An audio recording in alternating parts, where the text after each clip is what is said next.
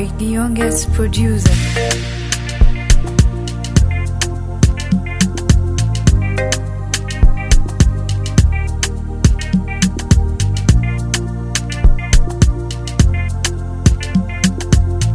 Hey, we're the Adwesties and welcome back to our YouTube channel, where it's all about us and our move to Ghana.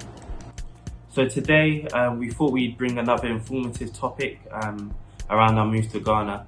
And one of the key things we wanted to do before we moved to Ghana was actually build a swimming pool for various different reasons, which we'll go into. So yeah, I just wanted to give some real details and a breakdown around the build of our swimming pool. The first key thing to consider and to think about is obviously the costings. So our swimming pool cost, it works out to 70,000 Ghana cedis, which works out to around £10,000 and probably around $15,000 to $20,000. So yeah, that was the full cost to build our swimming pool, and it's a 35-foot pool.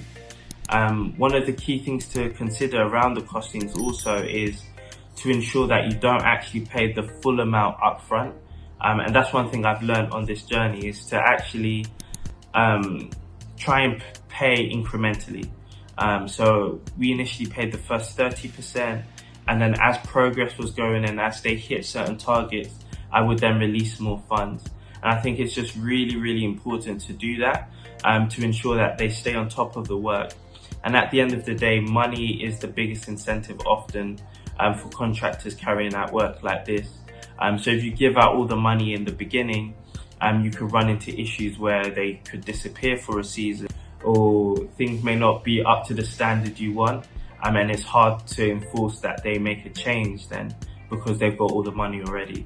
So it's probably etiquette that you can carry out globally anyway, but one thing I would definitely say when building a pool in Ghana is, first count up the costs, look into the costings that it will be for you in terms of the size of the pool.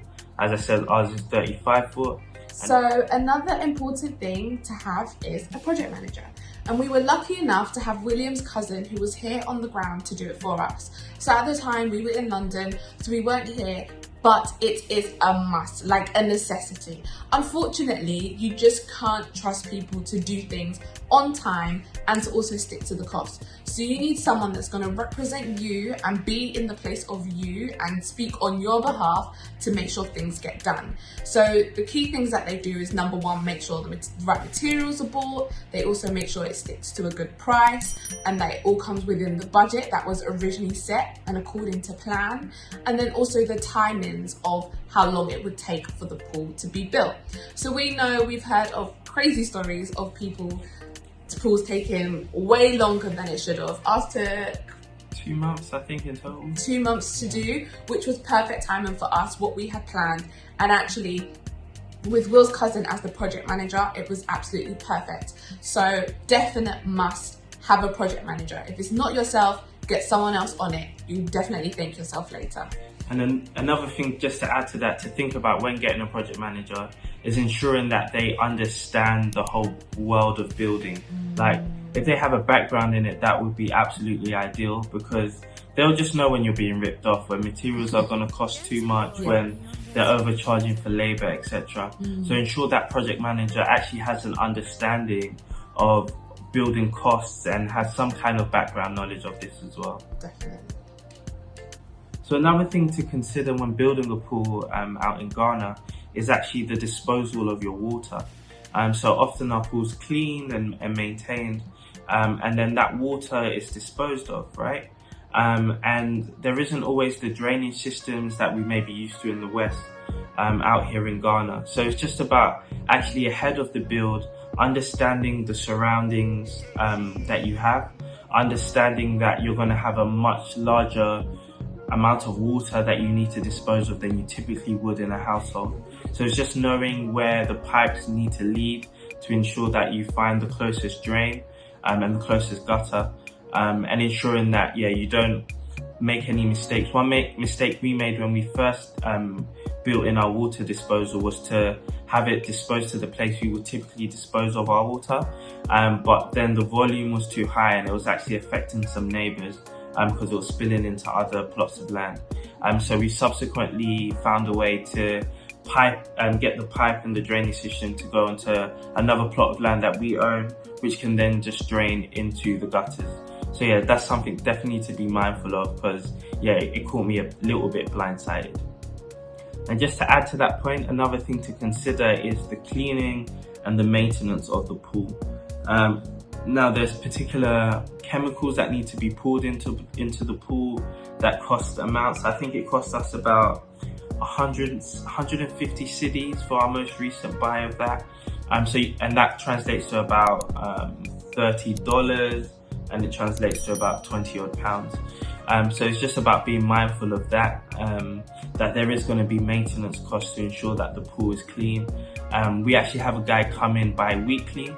So as part of the 80,000 cedis contract, we actually contracted him to come to the pool to clean it for the first 3 months, just to ensure the system was put in place before we were left to our own devices.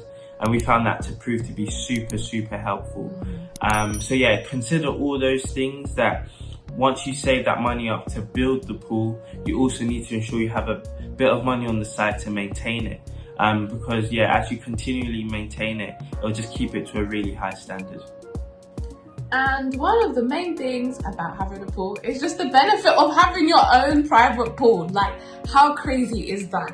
Number one, the sun is out every day, so it's just such a good feeling to jump in cold water and just to swim around. You like jumping in cold water here? Yeah. Are you sure? Oh, yes, I like jumping in cold water. I feel like you're lying to YouTube. No, I'm not lying to you. We've got footage of me actually jumping into the water. We do. We'll put the footage up. But think about it, right? No, why am I saying think about it? You're encouraging the people to jump into cold water, yeah. But if it's not warm, if the water's not a little bit warm, or at least lukewarm, she's not jumping in it. I don't like if it's too cold, like the shock to my system just can't take it. I'm the opposite. I need it to be chilled, because I like to be in the sun as hot as possible. And then you like to cool off. Yeah, do you know what I mean? It contrasts. For me, I like to walk into the water and not be shocked by the freezing cold. Yeah. But that's what's so good, because the sun heats it for you. So it's actually really nice. And then also for us, one of the main things that I love about Ghana is our family time, and Sienna loves to swim. Yeah. So we're still teaching her how to swim, but it's been such a lovely experience. It's been crazy just to watch her journey. Honestly. The first time she jumped in, she was so afraid. She wouldn't let her head dip for even a second. You could just tell there was a lot of fear around it. But now you put the armbands on and she's gone. She's gone. She swims all around. Loves it. And that is beautiful to watch. And also, I remember when we last came to Ghana on holiday, we had to pay at hotels to use their pools. Yeah. So that was 30 cedis, 40 cedis per person, minimum, depending on where you went. And then you're sharing pools with other people, which is fine. There's absolutely nothing wrong with that. But because we enjoy swimming so much, we knew that would be worth the investment. And so we get our privacy, we get to have fun, we have access to it 24/7. So it's actually just made the move to Ghana so much nicer because of that luxury. And I know it is a luxury, but it's just so nice. And actually a point I forgot to even add on earlier was just around, even with the pool, is trying to add a pool cover as well. Oh yeah, we got that. She actually forced me to do that. I was a bit reluctant. I was like, what are you doing? I was like, of course, pool covers, that's what all pools have, right? But it makes so much sense in terms of the maintenance again. It means that the pool isn't dirty as frequently as it could be, because it'll just be open to and it's warmer for her. Yeah, the pool cover, it attracts the heat and it warms up the pool. Who knew? And so now I'm living my best life with my heated pool. Not that it's needed, because Ghana's really hot, but it just makes it easier to get, for sure, into it. For sure. So it's just the best. Yeah. We love it. Just to highlight, there's loads of benefits. Thank you guys so much for watching our YouTube video. We hope that you found it informative and that you got a few points, maybe food for thought. If you're looking to get a pool, please write below, comment below, let us know. Let us know the size and see if it's, within the same kind of range that we got. Make sure you share, like and subscribe. We love having you guys here on our journey with us, and we hope to see you guys soon.